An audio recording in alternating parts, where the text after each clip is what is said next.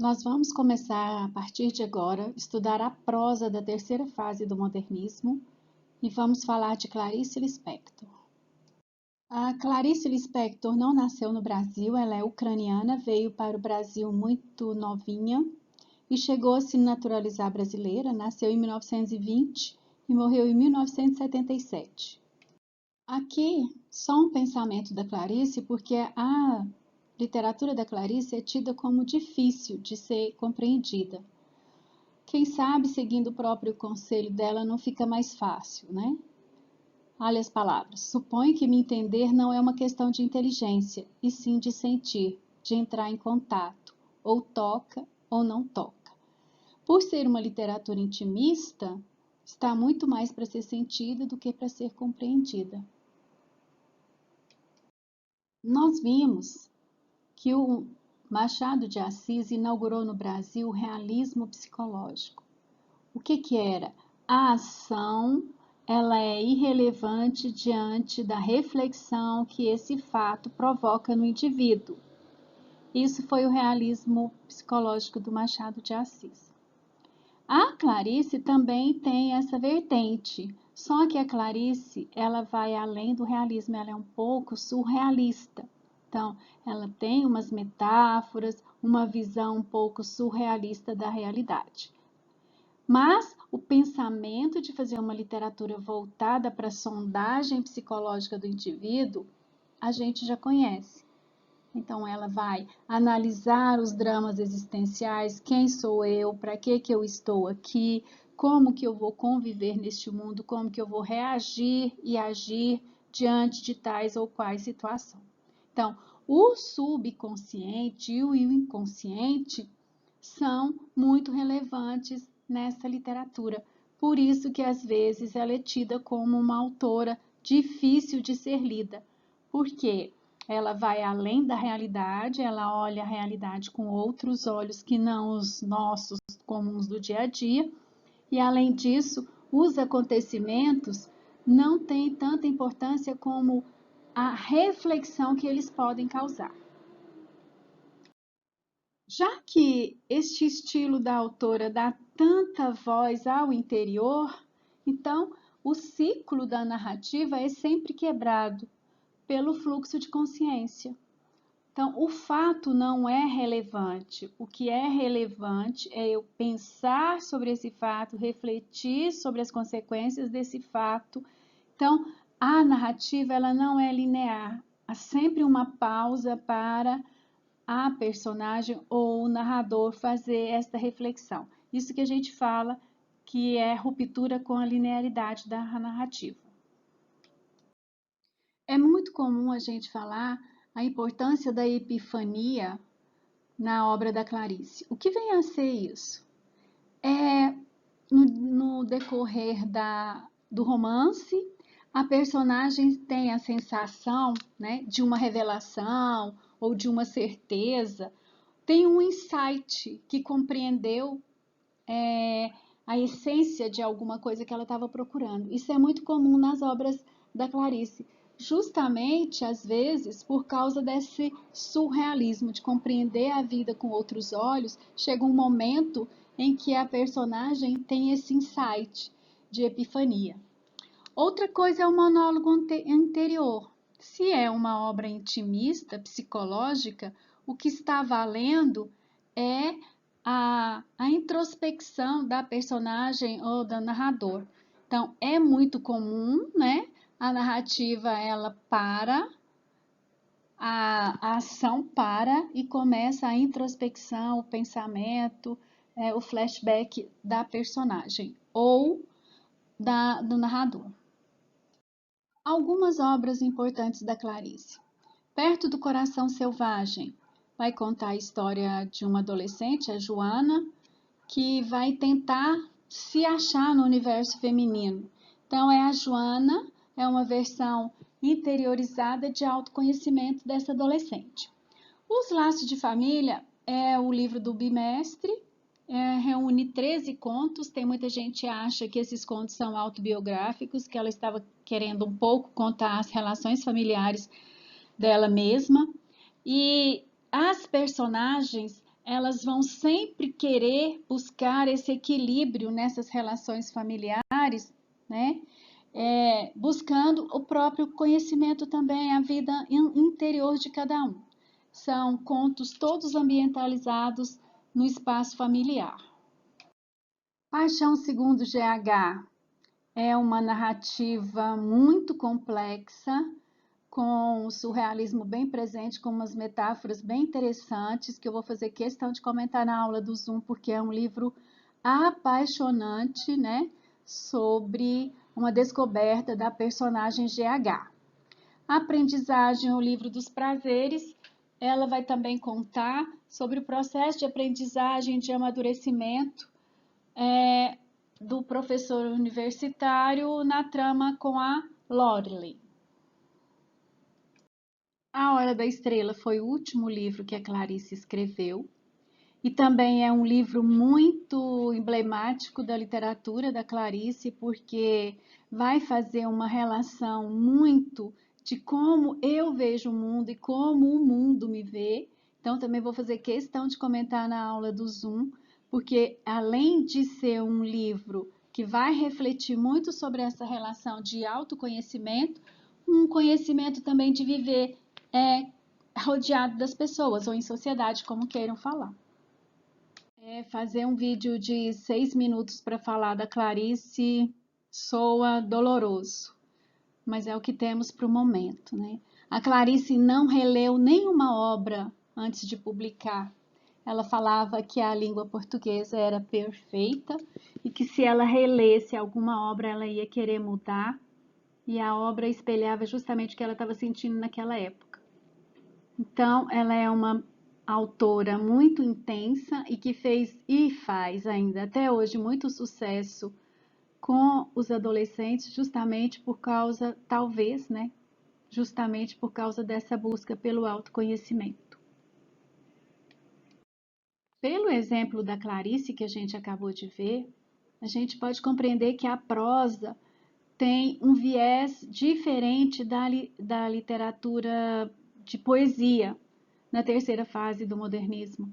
A poesia tem autores que vão tratar de assuntos existenciais, mas o foco da poesia nesta época era o engajamento social, era falar de injustiça social, era talvez por causa do momento do regime militar, mas principalmente, né, achar que a poesia poderia mudar a vida das pessoas numa reflexão social.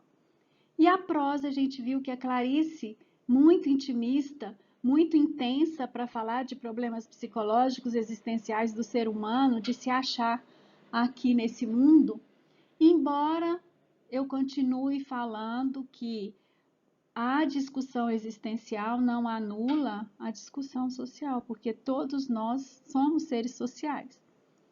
Aí nós vamos ver a segunda parte da prosa, que é o mineiro, né, lá de Cordisburgo, que nasceu em 1908 e morreu em 1967, muito jovem, igual a Clarice, Guimarães Rosa, um monstro da literatura brasileira, considerado um dos maiores do mundo.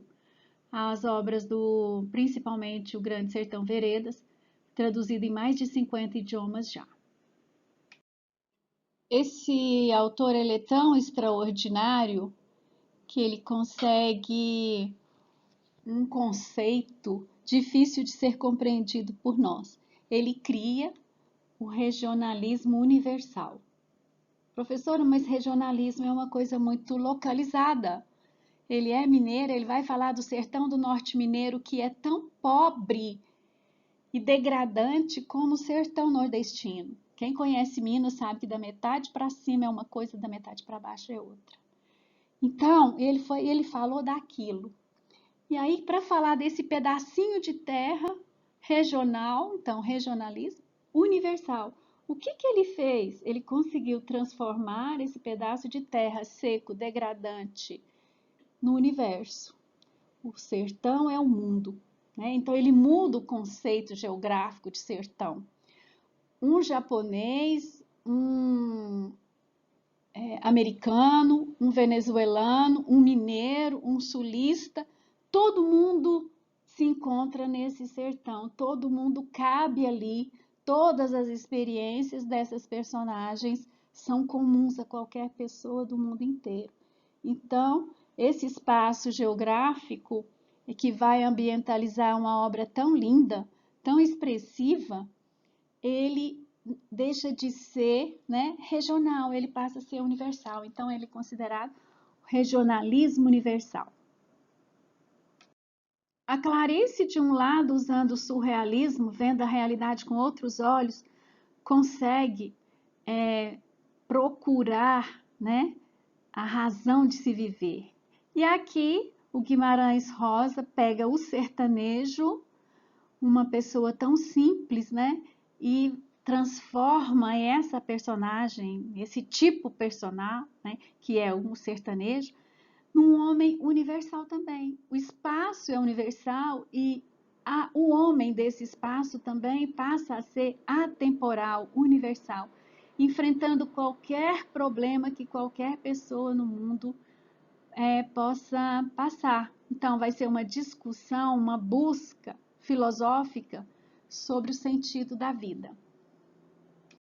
A grande sacada do Guimarães Rosa é a linguagem.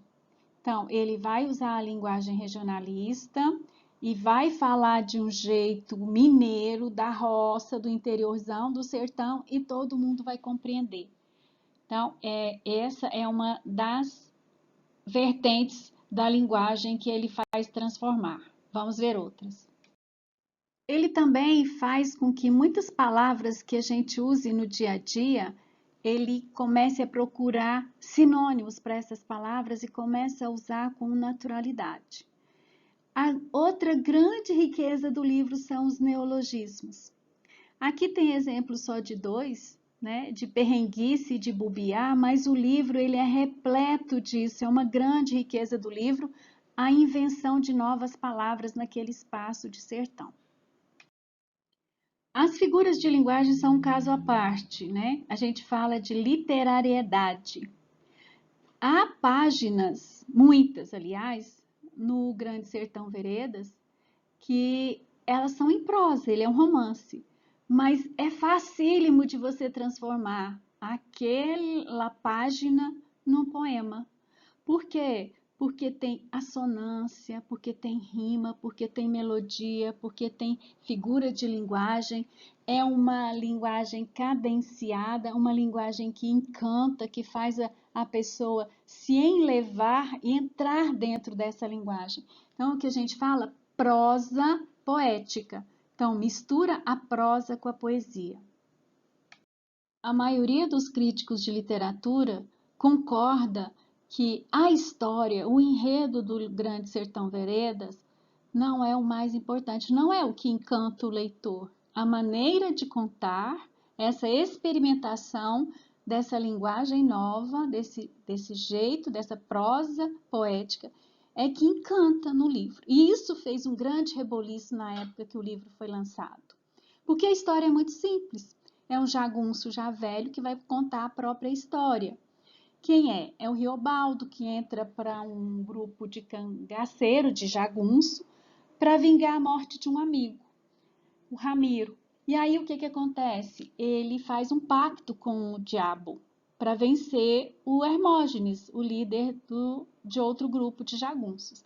Só que no meio do caminho, ele conhece o Reinaldo, que na verdade era um jagunço, era uma mulher vestida de jagunço, que queria vingar também a morte do pai. E aí o Riobaldo passa por todo o conflito de estar apaixonado ou não por um homem, e aí a grande parte do livro é ele se perguntando, se debatendo nessa dúvida, mas depois quando ele descobre que o Reinaldo é de Adorim, né, a história muda. Então é uma história muito simples, mas em compensação a maneira como é contada é que enriquece o livro. Grande Sertão Veredas é o carro-chefe da obra do Guimarães Rosa, mas existem outras que têm a mesma grandiosidade, embora não sejam tão famosas. Sagarana e Primeiras Histórias são livros de contos muito interessantes e Corpo de Baile são novelas. Então, vale a pena conhecer a obra. Se não pode ler Grande Sertão Veredas, comece a ler pelos contos, que você vai compreender melhor. Aqui, só para terminar, vou deixar uma parte de uma fala do Riobaldo, que ele fala com o interlocutor quando ele está contando a própria história. Viver não é? É muito perigoso, porque ainda não se sabe, porque aprender a viver é que é o viver mesmo. Então, né, não existe receita para nada e para ninguém. A gente só aprende vivendo.